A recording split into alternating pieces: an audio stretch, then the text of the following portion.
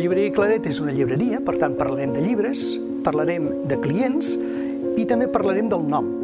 Claret fa referència a Sant Antoni Maria Claret, un sant de Sallent del segle XIX.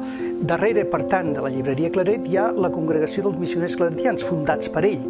I ell volia que la paraula de Déu s'expandís. Estem al carrer Roger de Llúria des de l'any 72, que vam fer aquest edifici, i tenim aquí la llibreria al costat mateix de la plaça Uquenon. És un lloc molt cèntric.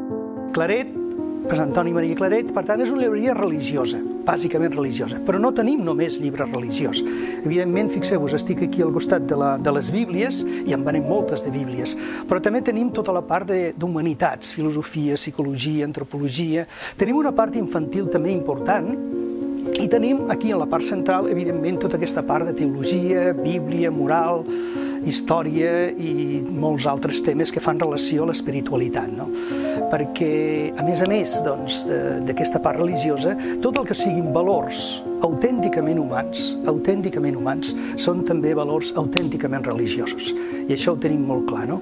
Per tant, tot el que fa referència també a temes d'economia, d'ecologia, tot això és important de cara a adquirir aquests llibres que nosaltres creiem que són molt importants. Els clients venen a demanar un llibre concret, com a totes les llibreries, però també aquí, sobretot, venen a demanar un tema de vegades, o tenen una preocupació, o estan inquiets per alguna cosa. Intenten, trobar algun llibre que els pugui ajudar a la seva vida, no? També tenim la nostra plana d'internet, claret.cat, i allà podreu trobar tots els nostres materials i llibres.